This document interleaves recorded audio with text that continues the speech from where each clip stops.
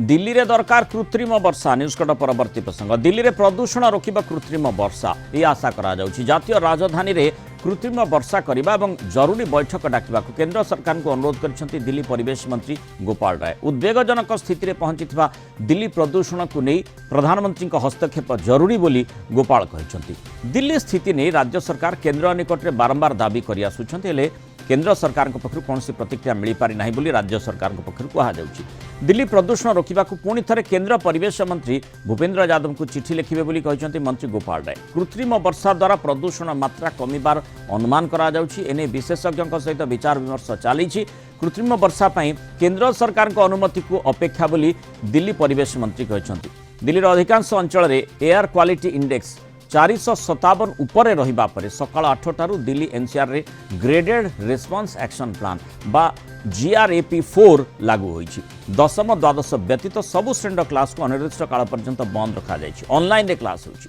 सेहीपरि Bahru राज्य भितर को तथा दिल्ली भितर को आसुतबा ट्रक एंट्री उपर भी रोक लागिछि। केवल CNG इलेक्ट्रिक एवं अत्यावश्यक सामग्री ने आसुतबा ट्रक गुडी को प्रवेश पई अनुमति मिलुछि बोली गोपाल राय कहछन्ति। एनसीआर रे समस्त निर्माण एवं जबरदखल उच्छेद कार्य को बंद रखा जाइछि। चलित वर्ष प्रदूषण अति भीषण स्तर को जाइछि। गत किछि दिन हला दिल्ली रे वायु प्रदूषण स्थिति अत्यंत उद्वेगजनक तेणु रही। तेणु दिल्ली रे वर्तमान कृत्रिम वर्षार आवश्यकता अनुभव राज्य सरकार करुछन्ति। सेही आधार केंद्र सरकार को अनुमति मागिछन्ति। किंतु वैषयिक दृष्टिकोण देखा पड़ो जे दिल्ली रे किभଳି भाबरे कृत्रिम वर्षा होई पारे। कारण विभिन्न स्थान में देखीचे कृत्रिम वर्षा द्वारा से माने परिवर्तन आशा करा जाई पारे। एमिति मध्य देखीचे जोठी वर्षा बिल्कुल हो न थाए सेठी कृत्रिम वर्षा को मध्य करा जाई थाए। तेणु एठी किभଳି संभवपर होई पारे एवं दिल्लीर प्रदूषण को यह रोकबार केते दूर सहायक हो अधिक आलोचना करबा आम सहित परिवेशविद स्वप्ना षडंगी जोड़ी होइछन्ति। मैडम स्वागत करिबा आलोचना को।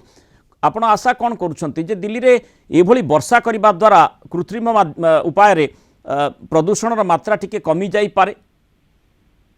देखो वर्तमान जहाँ परिस्थिति अच्छी दिल्ली रे पाखापाखि 500 AQI देखा 450 रु 500 AQI देखा से दिल्ली सरकार को पाखे वर्तमान कौन चारा नहीं। कारण आखपाख अंचल स्टबल बर्निंग जो हो कि वेहिकुलर पॉल्यूशन जो हो वायु चलाचल गति बहुत कम थी जो हो यही परिस्थिति दिल्ली जो अच्छी से टेक्निकल सॉल्यूशन हिसाब से बर्तमान गोटे प्राकृतिक कृत्रिम वर्षा को देखुं जोटा किसी जगह विगत दिन मानक तार फलाफल भल मिली।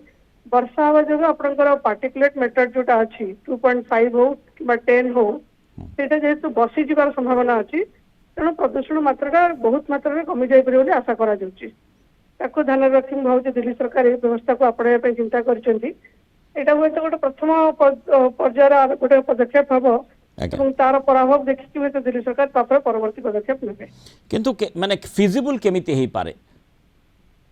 बहुत जगह जोठी भी आगरू करा जाईछि जेमति आपण देखिबे दुबई रे कृत्रिम वर्षा करा जाईथिला तेथरे गोटे टेक्निकल सॉल्यूशंस तार अछि से माने क्लाउड बस्टिंग करिवे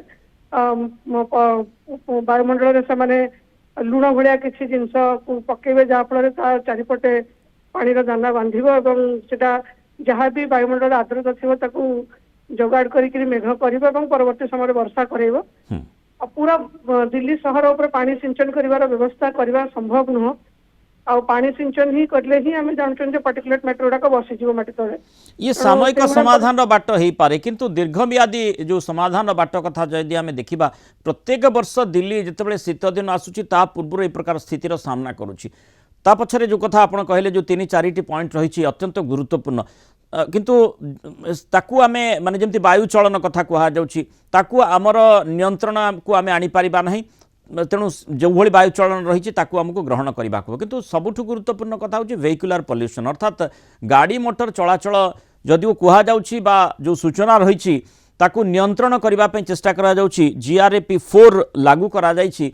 किंतु ता भितरे एभली सूचना भी आसुची जे जेतेबेले माने किछि जातीय गणमाध्यम रे कथा भी चर्चा होछि जे जेतेबेले से माने तथ्य अनुसंधान करूछंती सेठी जानिबा को पाउछंती कोठी लांच देई ट्रक मध्य आगु को जाई पारुछि सेठी माने से प्रकार संभावना मध्य देखा जाउछि।